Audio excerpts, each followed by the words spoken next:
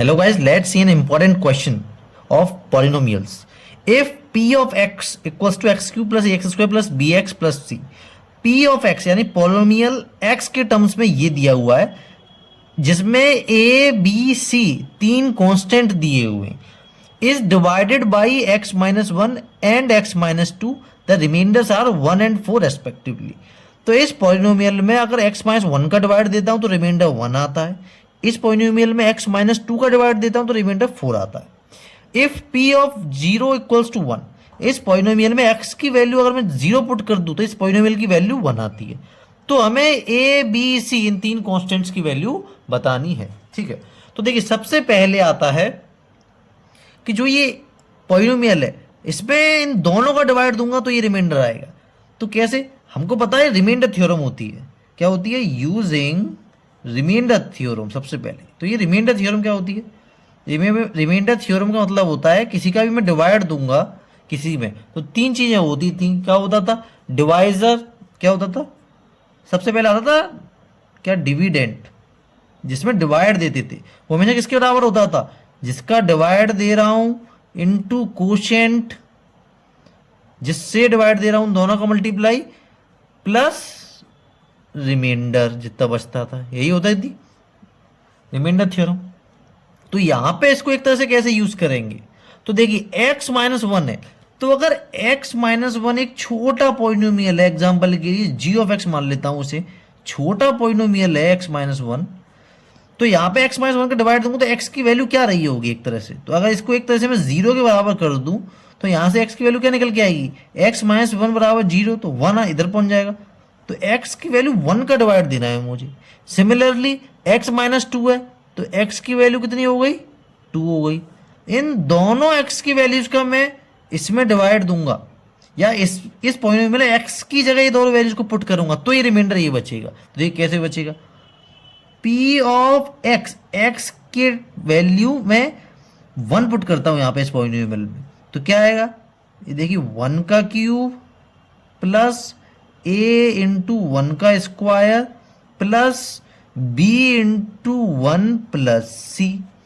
तो पॉलिनोमियल की वैल्यू जब x की वैल्यू 1 पुट कर तो क्या आएगा, देखिए 1 का क्यूब 1, a इंटू 1 का स्क्वायर तो a ही हो गया प्लस b हो गया प्लस c हो गया।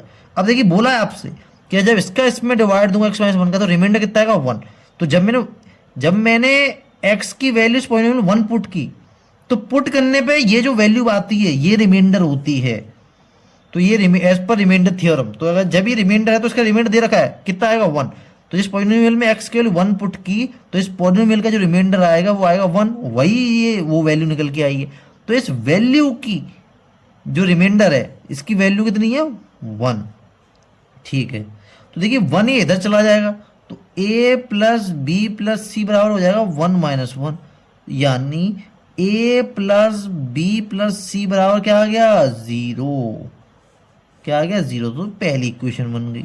ठीक है, सिमिलरली बिल्कुल इसी तरीके से जब इस पॉलिनोमियल में x की वैल्यू 2 पुट की, क्या की, 2 पुट की, तो 2 पुट करता हूं पहले तो मैं, 2 का क्यूब प्लस a इंटू 2 का square plus b into 2 plus c।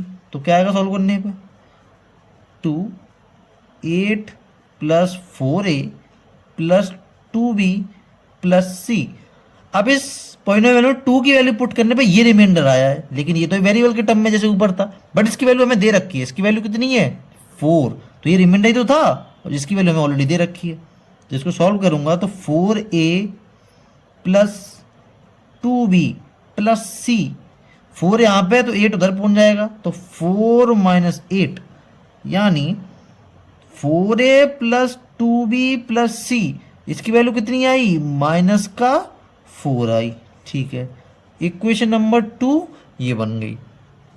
ठीक है, तो अब देखिए अब हमको एक चीज और दे रखी है, p ऑफ 0 की वैल्यू 1 है, यानी इस पॉलिनोमियल में अगर मैं 0 पुट करूंगा, क्या करूंगा, 0 पुट, तो यानी 0 का क्यूब प्लस a इंटू 0 का square plus b into 0 plus c। तो इसकी वैल्यू कितनी है, कितना रिमाइंडर आ रहा है, पी की इस पॉलिनोमियल में 0 पुट करने पे एक्स की वैल्यू 1, तो इसकी वैल्यू कितनी होगी 1। तो देखो 0 का क्यूब प्लस 0 का मल्टीप्लाई प्लस 0 का मल्टीप्लाई, तो ये तीनों टर्म तो 0 हो गए, तो यानी सी की वैल्यू कितनी बची 1। ठीक है, सी की वैल्यू तो ये हमारे पास आ गई।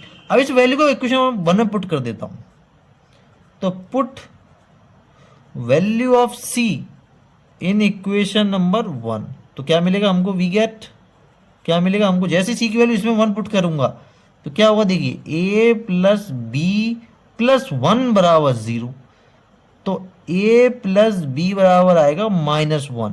ठीक है, इक्वेशन 3 बन गई।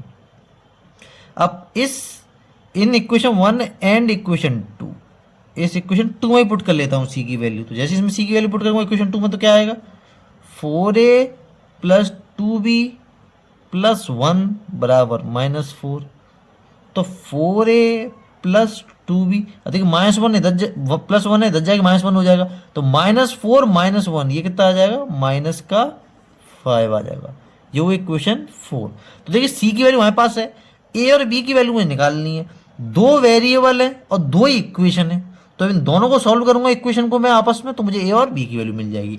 देखिए कैसे, तो देखिए फ्रॉम इक्वेशन 3 से जो ए की वैल्यू होगी वो बी के टर्म्स में क्या आएगी, वो आएगी -1 और बी इधर पहुंच जाएगा -b। ठीक है, ये ए की वैल्यू आ गई। अब इस वैल्यू को ए की इस वैल्यू को मैं 4 इक्वेशन में पुट कर देता हूं, तो देखिए मुझे क्या मिलेगा, तो देखिए 4 ए की जगह पुट कर देता हूं बी के टर्म्स में, तो प्लस 2b इक्वल्स टू -5।